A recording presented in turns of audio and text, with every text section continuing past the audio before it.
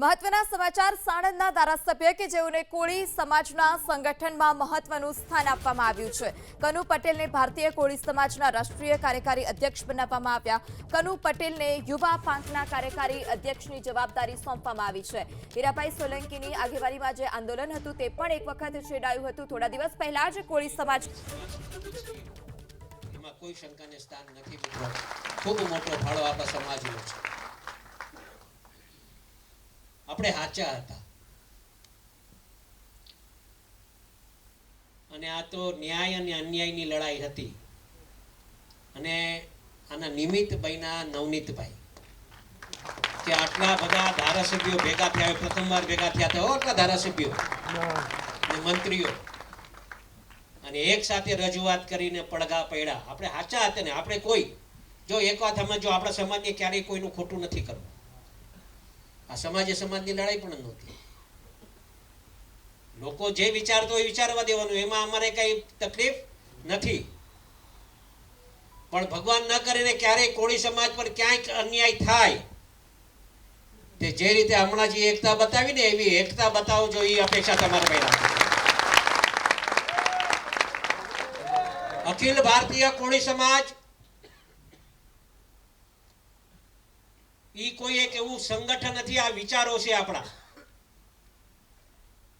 અને આ વિચારો આખા ગુજરાતમાં કોળી સમાજ માટે અમે આવતા દિવસોમાં ગામો ગામ નીકળવાના છે. મેં ઘણા બધા સમાજોનું હમણાં જોયું હશે. ઠાકોર સમાજે આખું સંમેલન એક બહુ મોટું કર્યું અને એના સમાજનો આખો એક કાયદો, એક સંગઠન પ્રસારણ કર્યું. એ લોકોએ વિધાન નક્કી કર્યું. એમ કોળી સમાજનું પણ આવી રીતે આપણા સમાજમાં કાયદા બને,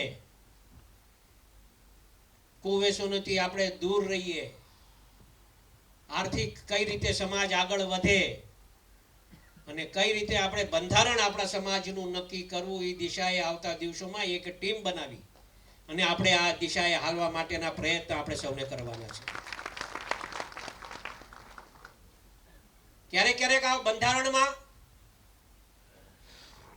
કોઈક એવા નિયમો નક્કી થાય તો એ કદાચ પસંદ આવે ન આવે એવું પણ શક્ય બને કદાચ સમાજમાં. પણ કોઈકને ને કોઈકને કડવું તો થવું પડશે ને. અમે કડવા થશું સમાજ માટે, એની ચિંતા નથી. સમાજનો આગેવાન સાચો એ જ કહેવાય.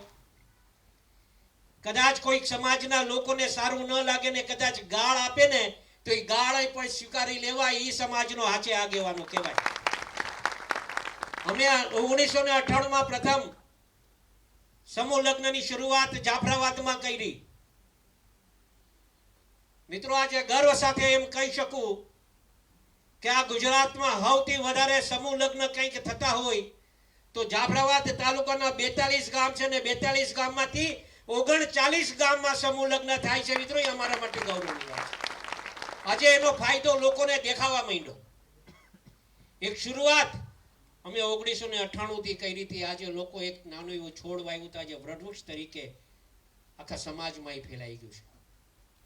આર્થિક રીતે એ સમાજ, આપણો સમાજ આર્થિક રીતે નથી આગળ આવ્યો છે. ને તો અમે હું દાખલા આપું છું કે ભૂતકાળમાં જે વડીલોએ એક દીકરી પરણાવી હશે ને અને દીકરી 18 વર્ષની થતી અને 18 વર્ષની થાય એટલે દીકરા બાપને પરસેવો ભરવા માંડતો.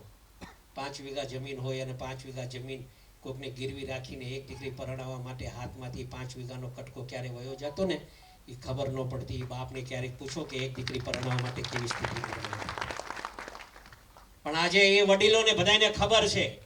કદાચ એક દીકરી હોય, 2 દીકરી હોય, 3 દીકરી હોય તો એમને ખબર છે મારા ગામમાં સમૂહ લગ્ન થશે, મારા ગામના લોકો કરિયાવર ભેગું કરશે અને હવે એને કોઈને ચિંતા નથી. આ એનો દાખલો શરૂઆત આપણે જે કરી આજે વૃક્ષ તરીકે, એવી જ રીતે આપણે આપણા સમાજનું એક બંધારણ નક્કી કરવાનું છે.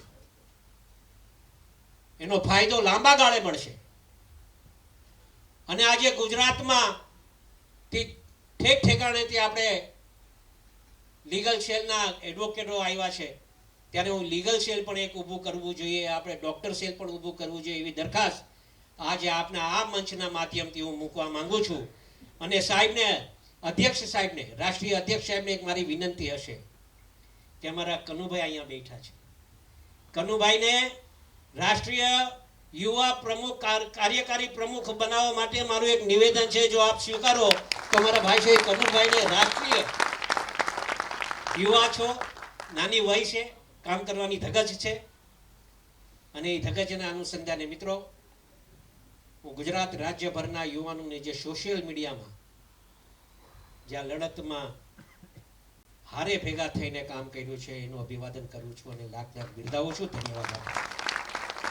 લીગલ સેલના લોકો હોય દરેક જે જેની રીતેથી કામગીરી કરી શક્યા એને હું અભિવાદન કરીશ. આ કોઈ એક હીરાલાલ સોલંકીની લડાઈ નહોતી, પુરુષોત્તમ સોલંકીની લડાઈ નહોતી. આ એક સમાજને એક ન્યાય આપવાની વાત હતી. ગુજરાત રાજ્ય સરકારે આપણે સહયોગ આપ્યો છે. આખી એક એસઆઈટીની ટીમ બનાવી. જો એ ન બન્યું હોત તો આ શક્ય ન બને.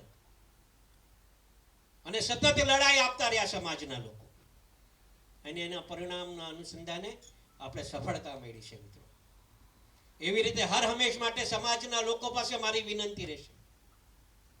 ક્યારેક ક્યારેક સમાજના આગેવાનોથી નાની મોટી કદાચ ભૂલ થતી હશે. હું આ મંચના માધ્યમથી હું યુવાનોને આ તબક્કે કહેવા માંગુ છું મિત્રો કે આપણા કોઈ વડીલો, કોઈ આગેવાનો, કોઈ ધારાસભ્યો, કોઈ મંત્રીઓ એને આપણા સમાજના યુવાનો થકી કટાક્ષ વાપરતા નહીં. એ મારી હાથ જોડીને આપ સૌને વિનંતી કરું. કદાચ તમે એનો આભાર ન માની શકો, કાંઈ વાંધો નહીં.